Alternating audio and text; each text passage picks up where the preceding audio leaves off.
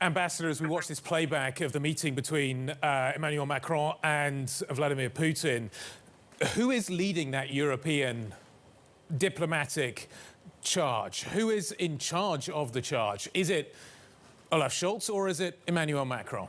Well, you know, it's interesting. I perked up when I heard your reporter talk about the fact that you've got multiple fronts going here, because I think that is what happened. Look, I was ambassador in 2013, 2014, 2015 when the whole Ukrainian Russia-Ukraine war started, actually back in 2014. And it was pretty clear it was Angela Merkel who was in charge. I mean, she's the one who sort of traveled around Europe, pulling together the member states of the EU, making sure they were consistent in terms of the imposition of sanctions. She led the Normandy process, which was France, Germany, Poroshenko from Ukraine, and of course Putin from Russia, to try to find a diplomatic solution to this crisis. Obviously, we don't have Angela Merkel anymore. And, Macron has his presence. He's up for re-election himself this year. Olaf Scholz has come in relatively new. He's not wet behind the ears. He was vice chancellor in the last 4 years of the Merkel government, and he was finance minister, which is, in many views, the second most powerful position in the German government. So he's certainly someone with a lot of experience. But it's a different thing than what we had before. So, yeah, right. I think the United States is being smart in allowing multiple points of contact with Vladimir Putin and multiple pressure points to try to get this thing to not move on to an invasion. Other than Angela Merkel not being involved this time around, I'm wondering what else is critically different than in 2014 and why now, 8 years later, you think Vladimir Putin thinks it's a time where he might be able to make a move like this? Well, I mean, I think he's looking at I guess there's several things.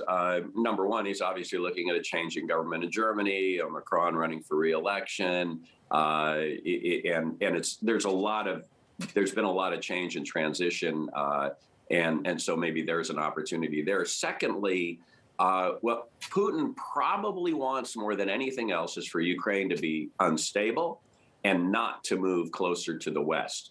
And President Zelensky has been, sort of flirting with the idea of moving to the West. Remember when this first started in 2014? It was, it was when Yanukovych fled Ukraine. You had the protests on the Maidan, and Putin was afraid that, in fact, there'd be a populist revolt within Ukraine and that they would move closer to the West and to Europe and the EU. And that's when he came in and seized Crimea and went into the Donbass.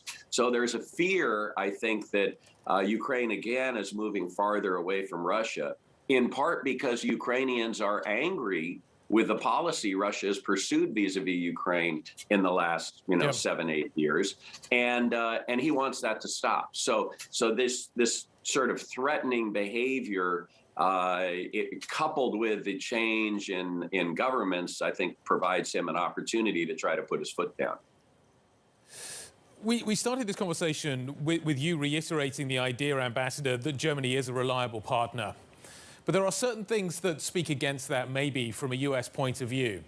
The Germans, and there's a historical context here, are very wary of providing kinetic weaponry to the Ukrainians to deal with this threat. We also have German businessmen carrying on conversations with Vladimir Putin. We saw a meeting only a few days ago. Germany is shutting down its nuclear reactors. Therefore, it is more exposed to German gas, maybe to Russian gas, maybe more than it's ever been. Is Germany really capable of picking sides here? The US clearly has. Is Germany capable of making that decision as well?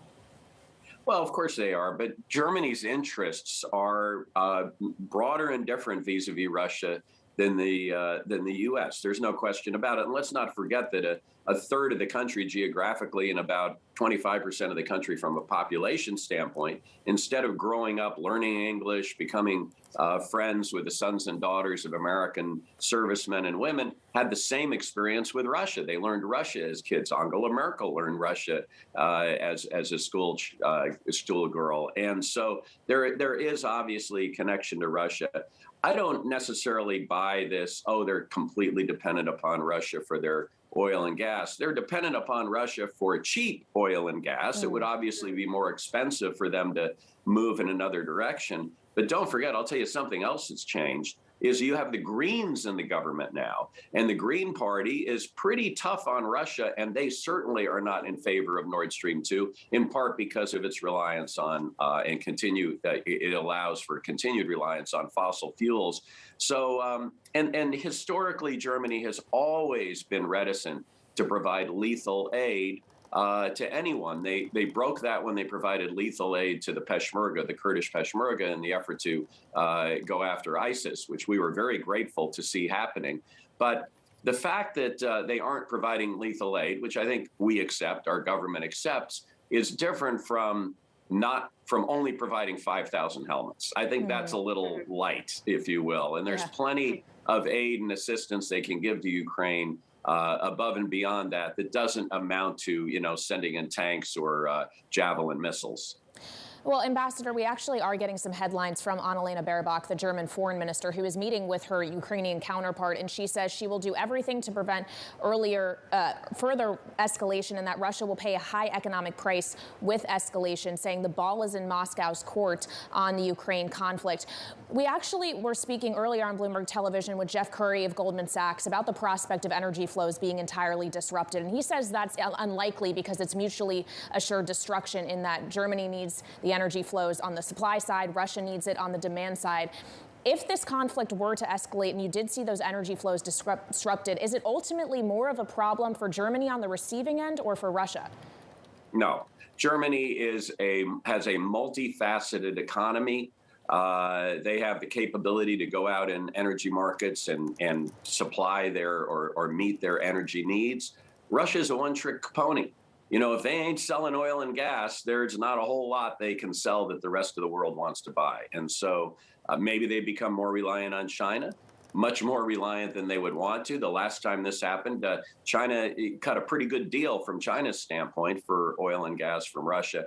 So, no, I would actually say, of course, it would be painful for everyone, but I would say that the odds are a bit more certainly maybe a lot more in Germany's favor in terms of being able to weather the economic consequences of something like this.